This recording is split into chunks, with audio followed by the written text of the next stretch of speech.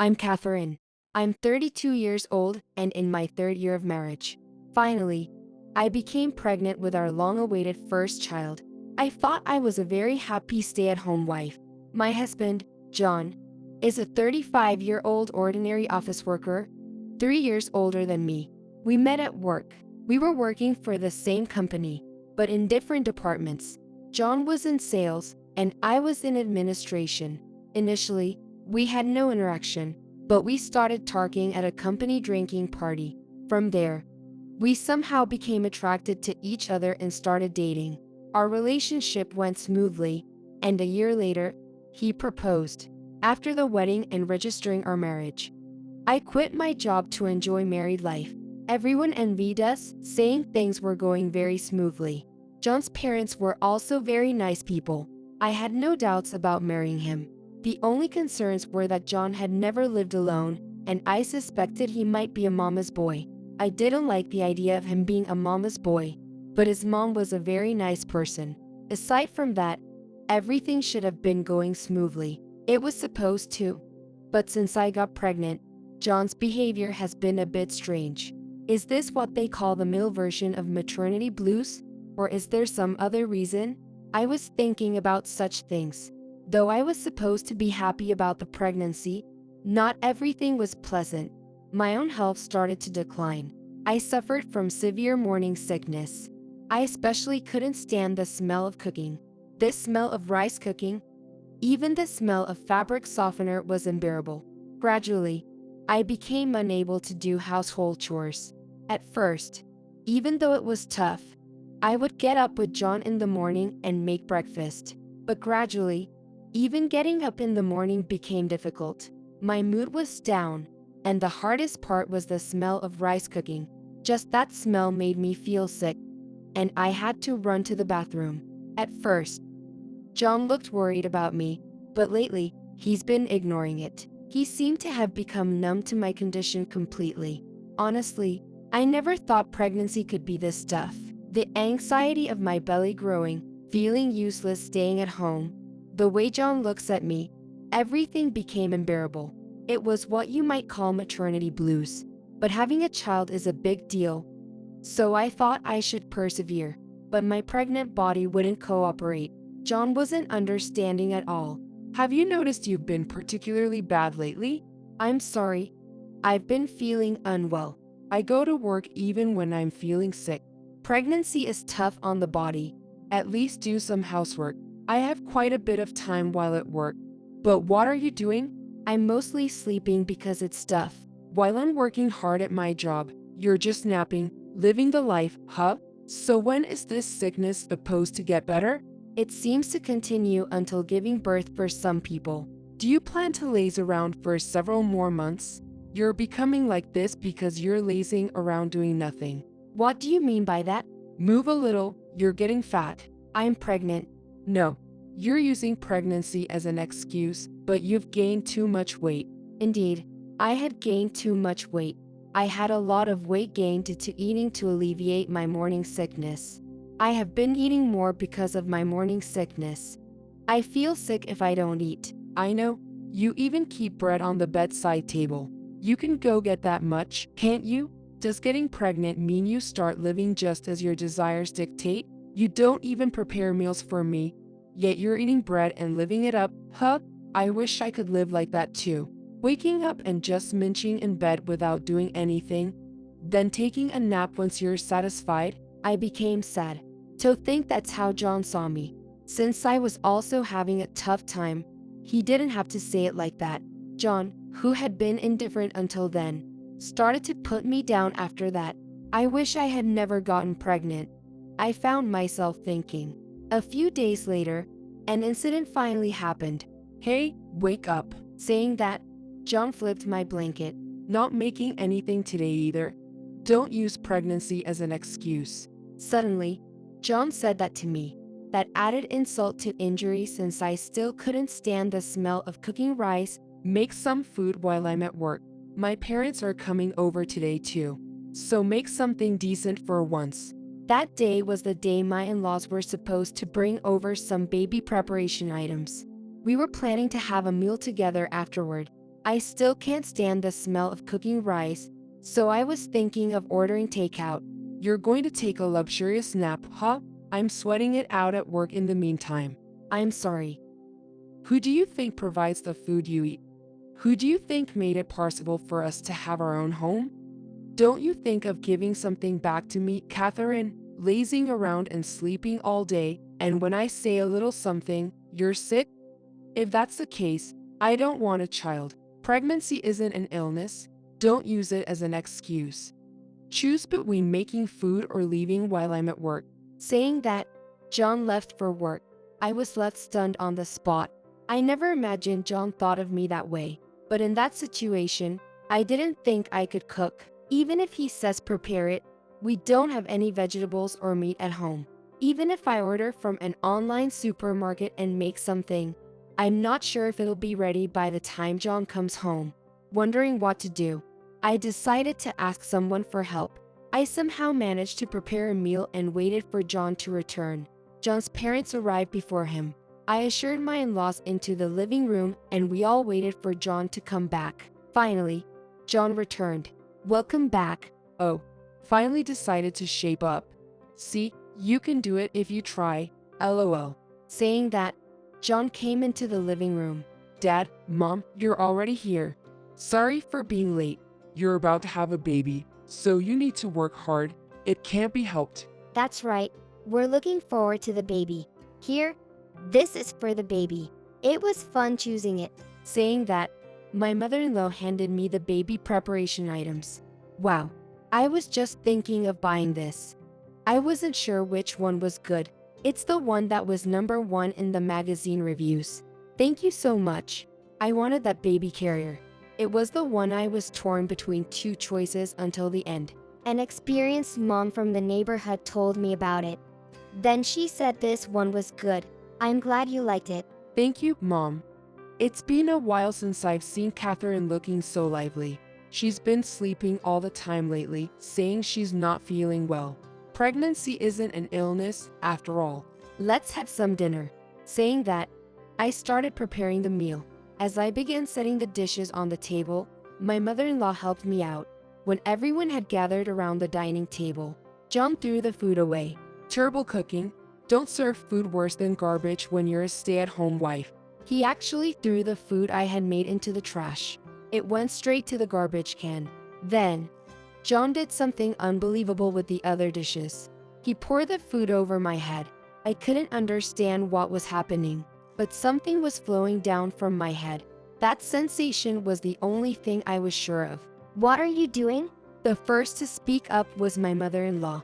Her mouth and hand moved at the same time. A left hook landed on John's face. Mom, why? Why? We're the ones asking why. I just said she has done nothing just because she's pregnant. He said she did nothing just because she's pregnant. Pregnancy isn't an illness. Mom, you did housework even when you were pregnant, didn't you? I had mild morning sickness. Everyone's health during pregnancy is different. This is divine punishment. What divine punishment? Apologize. For now, Catherine, go take a shower and get changed. You'll catch a cold otherwise. Told so, I took a shower and got changed. Then, I decided to declare my intention to divorce. Catherine, are you all right now? I heard my mother's voice from the living room. When I returned to the living room, the scattered food had been cleaned up. My father-in-law said, John, don't you have something to say to Catherine? Not really. No, it's not really. It's her own fault. Catherine hasn't cooked in a long time. Lazing around at home, eating and sleeping, barely doing any housework. Do you know what I've been eating recently? Nothing but ready-made meals. Isn't it unbelievable for a stay-at-home wife? Dad, Mom, was it like that when Mom was pregnant with me? Eh? Mom said she didn't have severe morning sickness, right? But look at Catherine. When she finally cooks, she makes this inappetizing food. I said, make something decent since my parents are coming over today. Her cooking is seriously terrible. From now on, let's call her Terrible Cook. Making food worse than garbage, even as a stay-at-home wife. That was made by me. Nah, you made it, Mom. I called Catherine today. I thought she might need something. It's hard to go shopping during pregnancy, and you can't carry heavy things either. So, I called to see if she needed anything while I was out. She said nothing at the time, but then Catherine called me back, and then I heard you were forcing her, who's suffering from morning sickness, to cook. Well, that's. John was at a loss for words. I came over at noon and made it because she said I was actually still feeling too sick to cook. So I thought about ordering takeout, and then I came back to welcome your father. I had no idea you made it, Mom. What's that? I can't hear you. Speak up. I'm sorry. John burst into tears the moment he was confronted with the truth. What's that? My cooking is terrible. Worse than garbage? You were raised on that worse than garbage cooking. That's why you can only think such rotten farts when your own wife is suffering. And for whom do you think she's suffering? Are you listening, John? Yes, I'm sorry. Who is it for? For me? What? I can't hear you. For whom? I'm sorry. It's for me. John was crying his eyes out, snot and all. My mother-in-law gave John a thorough dressing down. I'll follow my mother-in-law for life. John, even at his age, still can't stand up to his mother. The same goes for his father, though. In John's family, my mother-in-law's authority is still the most formidable. And yet, John has always aspired to be the head of the household. My mother-in-law then said to John, This child needs to be taught from scratch. No, it's not like that. Mom, your cooking is always the best. There's a reason for this. What reason? I thought I'd teach Catherine a lesson. What if she does nothing even after the baby is born, saying she's feeling sick? Who will take care of the child? So, I thought I'd nip any spoiled behavior in the bud now. Spoiled behavior. You're the spoiled one, aren't you? If Catherine is feeling sick, you're the one who should take care of the child. Whose child is it? Is it only Catherine's child? Are you not the father? Only showing affection for the child when it suits you. A child is raised together by both the mother and the father. If you can't do that, you don't deserve to have a child. Everything I wanted to say, my mother-in-law said for me. Mother-in-law, thank you. I'm fine now. I was too indulgent. Just as John said, from now on, I intend to become a mother who can raise her child alone, even without a father. Catherine. It seems you finally understood what I've been saying. Yes, I was too lenient. Now I've made up my mind. Please, let's get a divorce. That? Divorce? Why would it come to that? Obviously.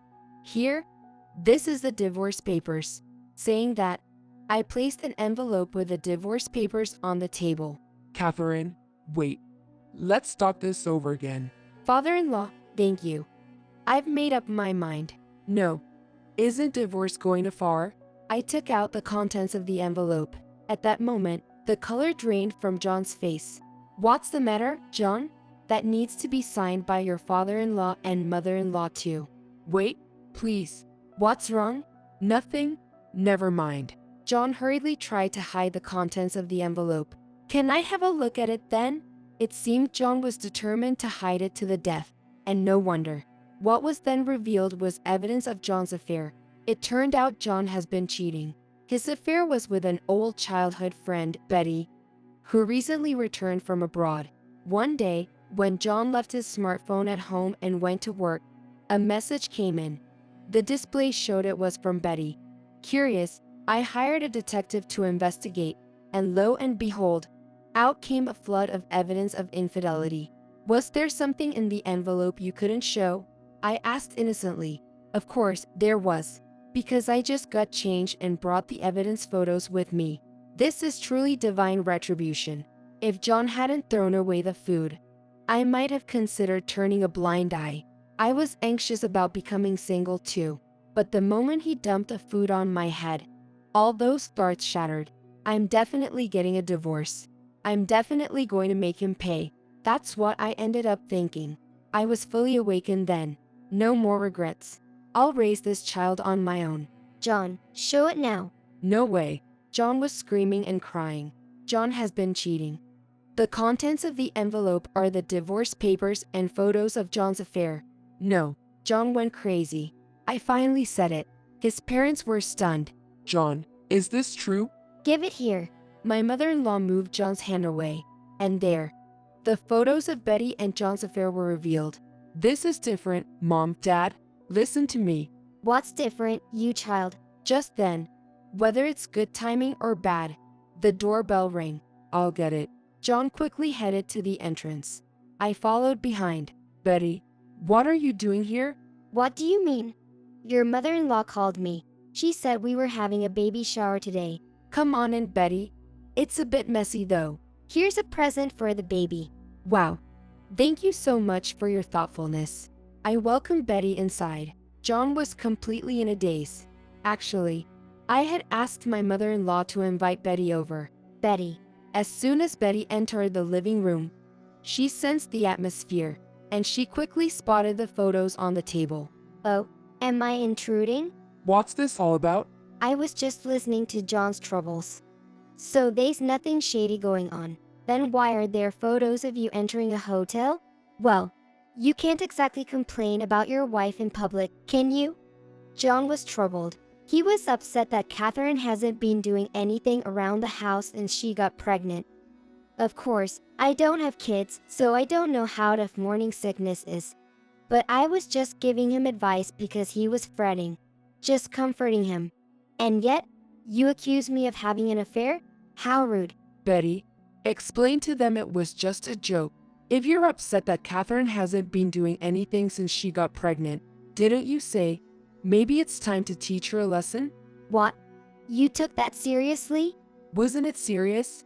Come on, you're the one who came up with this plan, saying, Catherine needs to be properly disciplined, and you gave me all sorts of advice, didn't you? No way.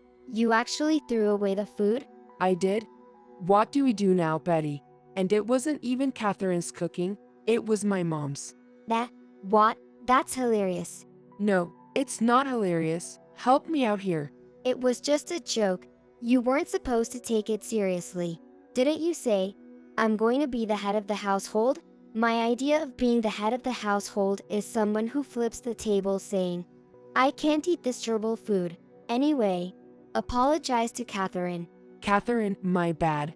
It was just a moment of folly for us. An affair. I was just feeling lonely and it just happened. That's right, Catherine. Don't worry. We were just a physical thing. In the West, it's quite common, a kind of sports. I can't believe you took it seriously. First of all, John is the father of your unborn child, right? Divorce is out of the question. Plus, I'm going back overseas soon. I was just back in the States for a short visit. I tried so hard for you, Catherine. I just tried to maintain my dignity. Why doesn't anyone understand me? I no longer need you. Not after this. I will raise this child on my own. I've made up my mind today. Saying that, I stroked my belly. This completely turned the tables. I went on the offensive against John. I publicly executed him in front of his beloved mother.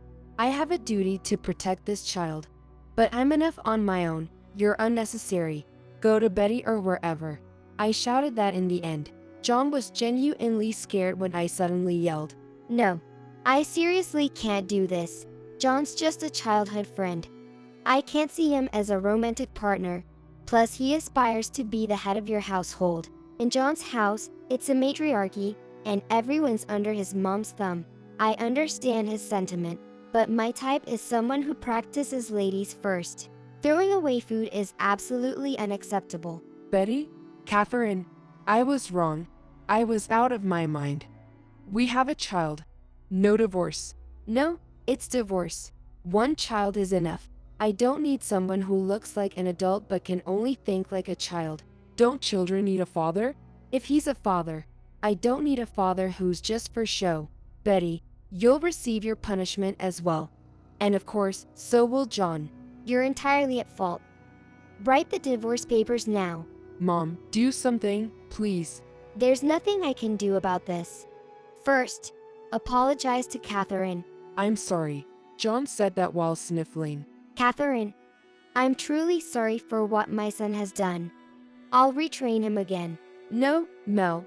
You've been incredibly kind to me, and I'm grateful. Thank you. Just hearing you say that makes me feel relieved. Saying that, Maimel showed a complex expression. Come on, let's go home, John. Me? Why? I'm going to straighten you out. Saying that, John was dragged home. Betty soon made her exit, Sorry for intruding. and so, I was left behind. Afterward, I successfully got a divorce. I demanded alimony and child support from John, and compensation from Betty, and successfully received it. John went back to his parents' house to be straightened out. Betty went back overseas, seemingly struggling without anyone to complain to, and I successfully gave birth. Occasionally, Maimel comes to see her grandchild. That's when I hear about how John is doing. But now, I can only think about my adorable child. That alone makes me happy.